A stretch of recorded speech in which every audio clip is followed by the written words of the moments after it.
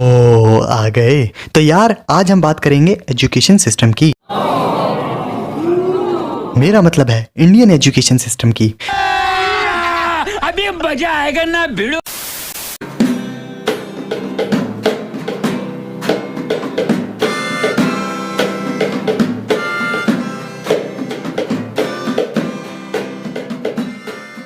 तो यार ये एजुकेशन का बम्बू तुम्हारे पिछवाड़े में तुम्हारे पैदा होते ही दे दिया जाता है, बल्कि तुम्हारे पैदा होने से पहले ये बम्बू तेल लगाकर तुम्हारे लिए तैयार किया जाता है। मेरा बेटा इंजीनियर बनेगा। Farhan Qureshi BTech engineer. And my fate's sealed. और ये पहले ही डिसाइड कर लिया जाता है कि अगर लड़का हुआ तो उसे इंजीनियर बनाएंगे और लड़की हुई तो उसे डॉक्टर बनाएंगे। लेकिन जो भी हो आखिर में बंदा बनता तो सिर्फ ही है। तो जब हम 3 से 4 साल के होते हैं तब हमारे माँ बाप हमें प्ले स्कूल में डाल देते हैं और वहाँ करना क्या होता है, बस रबड़ की चूसनी लेकर ABCD और ट्विंकल ट्विंकल स्टार पढ़ना होता है, बस इतना करना होता है। और कुछ पेरेंट्स तो इतने सटियाए हुए होते हैं कि स्कूल से सीधा बच्चे को ट्यूशन भेज देते हैं। अरे यार इतनी दिक्कत थी बच्चे से तो उसे पैदा ही ना करते। और सिर्फ इतना काफी नहीं था, बच्चे की जिंदगी पूरी तरह झंड करने के लिए उसे भेज दिया जाता है स्कूल। अब तुम्हारी जिंदगी में एक भी दिन ऐसा नहीं आने वाला जो कल वाले दिन से थोड़ा सा भी अलग हो। रोज सुबह 7 बजे उठना है, रोज सुबह वही यूनिफॉर्म पहनी है जो तुमने कल भी पहनी थी, और रोज उसी टीचर की शक्ल देखनी है जो तुमने कल देखी थी, और रोज की तरह वही यूजलेस पॉइंटलेस वाले लेक्चर सुनने हैं और घर आ जाना है। अब घर जाकर तुम्हारी गांठ पूरी तरह फटी पड़ी है क्योंकि हर एक सब्जेक्ट का होमवर्क तुम्हें करने के लिए मिला है, और उसके बाद हर एक सब्जेक्ट की असाइनमेंट फाइल बनानी है जिसमें हर एक डायग्राम मस्त होना चाहिए। अगर मस्त नहीं हुआ तो साला टीचर तुम्हें नंबर नहीं देगा। और उसके बाद फिर तुम्हें याद आता है कि तुम्हें तो ट्यूशन भी जाना है और आज तुम्हारा टेस्ट है और तुमने घंटा उस टेस्ट के लिए पढ़ाई नहीं करी, और ऊपर से तुम्हारी नींद भी पूरी नहीं हुई है। अब तुम बस ये सोचते रहते हो कि ट्यूशन की छुट्टी करूं या ना करूं, पहले असाइनमेंट पूरा करूं या पहले होमवर्क पूरा करूं।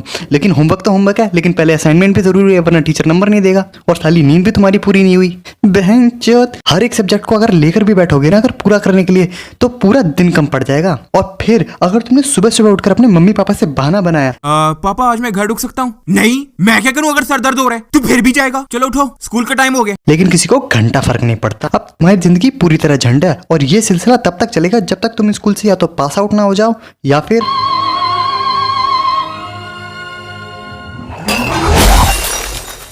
और पूरे हफ्ते 6 दिन मरवाने के बाद एक दिन संडे मिलता है तो ये लोग उसमें भी घर के लिए इतना सारा होमवर्क दे देते जैसे दिहाड़ी मजदूरी करानी हो। और साला हर संडे का दिन यही सोच सोच के गुजरता है कि कल मंडे है और हमें स्कूल जाना है।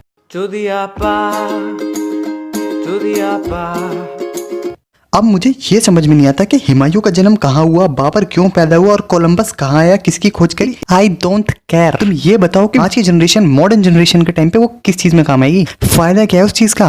और नहीं यार चलो अपनी हिस्ट्री की थोड़ी बहुत नॉलेज होनी चाहिए, मैं मानता हूँ, लेकिन ये हुमायूं बाबर और उनकी डेट ऑफ बर्थ याद करना जरूरी है। तो बोलते हैं कि अपनी हिस्ट्री के बारे में पढ़ो, लेकिन जब किसी जॉब इंटरव्यू या किसी कॉम्पिटेटिव एग्जाम्स की तैयारी करो या किसी एंट्रेंस एग्जाम की तैयारी करो, वहां पे बोला जाता है कि तुम्हें करंट अफेयर की नॉलेज होनी चाहिए। वहां पे तुमसे करंट अफेयर के क्वेश्चन पूछे जाते हैं कि ये बताओ कि देश में अभी क्या चल रहा है, देश की करंट इकोनॉमी की सिचुएशन क्या है। नहीं, स्कूल वालों को चाहिए कि तुम्हारी हिस्ट्री की नॉलेज एकदम स्ट्रांग हो, लेकिन जब तुम किसी जॉब इंटरव्यू या किसी एंट्रेंस एग्जाम के लिए जाते हो तो वहां पे तुम्हें करंट अफेयर की नॉलेज होनी चाहिए कि तुम्हारे देश दुनिया में अभी करंट सिचुएशन में क्या चल रहा है। नहीं ये क्या सतरंगी चुतियापा मचा रखा है। चलो माना तुम्हें कुछ खरीदना या तुम्हें दुनियादारी की नॉलेज मिल रही है तो मान सकते हैं कि हिस्ट्री किसी काम की है, लेकिन बेफालतू के चुतियाप ये सेम कंडीशन हर एक सब्जेक्ट के साथ में। अब चलो मैथमेटिक्स को ही ले लो, मैथ्स की बेसिक नॉलेज होनी चाहिए, मानते हैं, मैथ्स की बेसिक कैलकुलेशन आनी चाहिए, मानते हैं, लेकिन ये क्या चुतियापा है कि 10th पास करते ही हर एक मैथ के कॉन्सेप्ट इतने एडवांस हो जाते हैं कि साले सर के ऊपर से निकल जाते हैं। नहीं ये relation, function, derivation, integration, matrix, लौड़ा, लहसन, अदरक, पुदीना, क्या जरूरत है इन सबकी।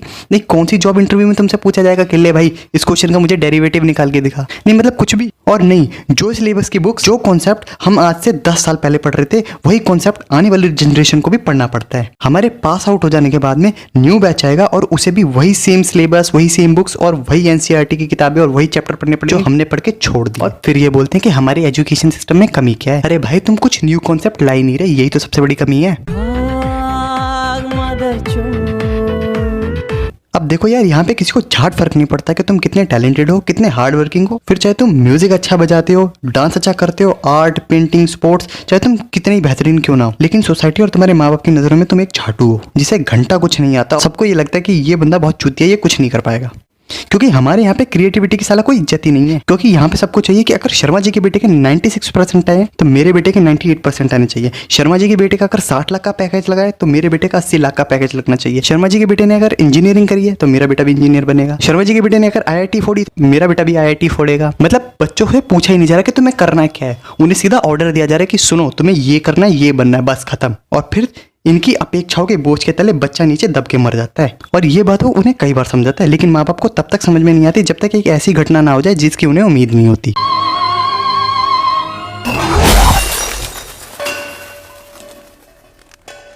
फिर उन्हें समझ तो आता है लेकिन तब तक देर हो चुकी होती है।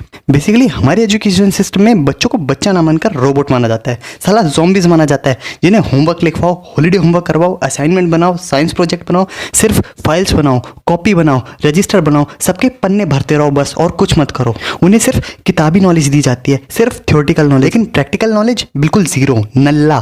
बाहर की दुनिया के बारे में उन्हें एक घंटा कुछ नहीं पता। और ऊपर से स्ट्रीम का अलग ही चुतियापा है। तुम्हें साइंस लेनी है, क्यों? क्योंकि सबने लिया इसलिए तुम्हें ले रही है। ये क्या चुतियाप है? पापा मुझे आर्ट्स लेनी है, नहीं तू साइंस लेगा। लेकिन मेरा कॉमर्स में इंटरेस्ट है, नहीं तू साइंस लेगा। क्या है ये? देखो यार, स्कूल में तुमसे ये नहीं पूछा जाएगा कि तुमने कौन सी बुक पढ़ी और उससे क्या सीखा, या कुछ लाइफ में क्रिएटिव करा, या तुमने कुछ क्रिएटिव सीखा। नहीं, तुमसे पूछा जाएगा कि साले तेरे एग्जाम में 99% क्यों नहीं आए। और वही सेम क्वेश्चन तुम्हारे पेरेंट्स पूछेंगे, फिर सोसाइटी पूछेगी। इस एजुकेशन सिस्टम के अंदर इतना बड़ा झोल है कि कोई तुम्हें ये नहीं बताएगा कि तुम्हें जॉब कैसे लेनी है, लेकिन तुम्हें ये बताया जाएगा कि रासायनिक बॉन्ड कैसे बनता है। तुम्हें ये नहीं बताया जाएगा कि टैक्स कैसे पे किया जाता है, लेकिन तुम्हें ये बताया जाएगा कि ताजमहल कब बना था।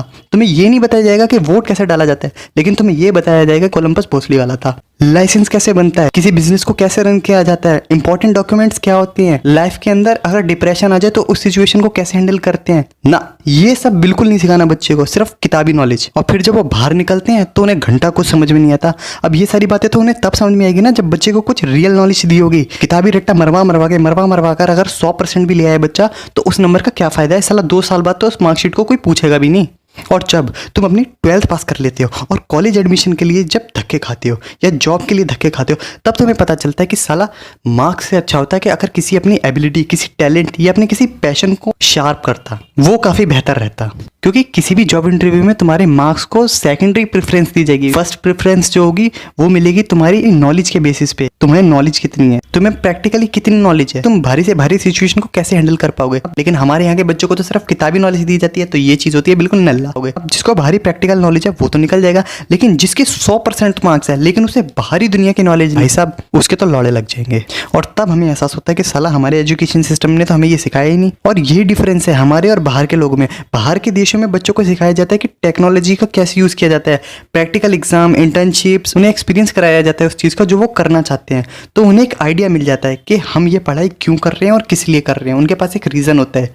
लेकिन यहाँ पे तुझे इंजीनियर बनना है, तुझे डॉक्टर ही बनना है, और फिर तुम उस इंजीनियर स्टूडेंट का हाल ये देखो, उनसे पूछ लो कि कोडिंग और प्रोग्रामिंग क्या होती है, उसे घंटा नॉलेज नहीं होगी लेकिन असाइनमेंट बनवा लो। अकाउंट्स के स्टूडेंट की साली बैलेंस शीट मैच नहीं हो रही सालों से, लेकिन उनसे भी असाइनमेंट बनवा लो। आर्ट्स वालों को भले ही लॉ की नॉलेज हो ना हो, हिस्ट्री में जो घटी घटना है उनके बारे में उनको नॉलेज हो ना हो, लेकिन उनसे भी असाइनमेंट बनवा लो। अब ऐसा इसलिए क्योंकि उन्हें उस चीज़ में कोई इंटरेस्ट ही नहीं था। उन्होंने घर वालों के प्रेशर के कारण उस चीज़ को आगे कंटिन्यू करा। और यही रीज़न है कि ना अब उन्हें बुक्स की नॉलेज है और ना ही भारी प्रैक्टिकल नॉलेज। लेकिन नॉलेज है तो सिर्फ किस चीज़ की, ये असाइनमेंट बनवा लो। ऊपर से फिर ये पूछेंगे तुम्हारे इंटरेस्ट और हॉबीज़ क्या हैं। साला पूरा टाइम तो तुम 16-16 घंटे बच्चों को बोलते IIT की तैयारी करो, जीमीन्स की तैयारी करो, नीट की तैयारी करो, कैट की तैयारी करो, फिर बच्चे को टाइम नहीं मिलता। 16-16 घंटे तो एंट्रेंस को निकालने में लगा दिए, तो हॉबी क्या घंटा होगी। और फिर वहाँ पे जाके उस बच्चे को पता चलता है कि साला मेरा तो इंजीनियरिंग में इंटरेस्ट भी नहीं था, मैं आया क्यों यहाँ पे। फिर ना उस बच्चे के पास में कोई हॉबी होती है और नहीं उसका स्टडीज में इंटरेस्ट होता है। बचता है क्या उसके पास? एल। अब तुम्हें ऐसे लाखों बच्चे मिल जाएंगे जिन्होंने BTech करी होगी, BSc करी होगी, BCom करी होगी, MBA करी होगी, लेकिन वो सारे बेचारे कॉल सेंटर में काम करते हैं। क्यों? किताबी नॉलेज है नहीं, प्रैक्टिकल नॉलेज थी नहीं, तो बचा क्या। और हमारे यहाँ पे पता नहीं क्या कॉन्सेप्ट बना रखा है कि तुम्हें कुछ नहीं करना, तुम्हें सिर्फ पढ़ाई करनी है। और जब ऐसे लाखों बच्चे बेरोजगार होते हैं, उनको काम नहीं मिलता, अनएम्प्लॉयमेंट होते हैं, तो फिर उन्हीं का परसेप्शन बना के और बच्चों को दिखाया जाता है कि देखो सालों अगर नहीं पढ़ोगे ना तो यही हाल होगा, तुम भी बेरोजगार रहोगे, इसलिए तुम्हें IIT फोड़ना है, IIM फोड़ना है। अगर तुमने IIT फोड़ लिया फिर तो तुम्हारी जिंदगी सेट है। लेकिन कभी उन बच्चों को ये नहीं बताया जाएगा कि फॉल्ट उनमें नहीं, हमारे एजुकेशन सिस्टम में, इसलिए इतनी ज्यादा अनएम्प्लॉयमेंट है। और बच्चों को यही नहीं पता होता कि पढ़ाई करने के बाद में उन्हें करना क्या है। क्यों? क्योंकि उन्हें कभी प्रैक्टिकल नॉलेज दी नहीं गई। Lack of knowledge, lack of education system के कारण। अब अब देखो यार, दुनिया और सोसाइटी वालों के लिए तो एक आइडियल जॉब वो है जिसमें पहले तुम IIT फोड़ो, फिर IIM फोड़ो और आखिर में जिंदगी भर एक क्यूबिकल में मॉनिटर और कीबोर्ड के आगे बस हिलाते रहना और फिर बस यही सोचते रहना कि साला मेरा तो इसमें मन भी नहीं था, तो मैं यहाँ कर क्या रहा हूँ। क्योंकि ना तो तुमने कभी अपने दिमाग से सोचने की कोशिश की, और अगर सोचने की कोशिश भी की तो तुमने सोसाइटी और घर वालों के प्रेशर के कारण उस चीज को बताया नहीं कि मुझे ये करना है, मुझे ये पसंद था। अब देखो, लोग कहते हैं बड़ों की बात माननी चाहिए, ठीक है, चलो माना। रिश्तेदार और सोसाइटी वालों की बात मानकर 10th कर ली, 12th कर ली, ग्रेजुएशन कर ली, इंजीनियरिंग कर ली। अब जो बंदे ग्रेजुएट हैं और जिन्होंने इंजीनियरिंग कंप्लीट कर चुके हैं, जरा उनसे जाके पूछो कितना स्कोप है। नहीं साला, जॉब मिल नहीं रही, लड़की पट नहीं रही, घर वाले गाली देते हैं, वो अलग। वारे भैंचोद एजुकेशन सिस्टम, तूने तो बच्चों की गांड ले रखी है। और फिर हर साल की सेम प्रोसेस हर एक बच्चे के साथ रिपीट किया जाता है। 10th के बाद उनसे बोला जाता है साइंस लो, क्यों? क्योंकि सबने ली थी इसीलिए। 12th के बाद तुम जी मेंस दोगे, क्यों?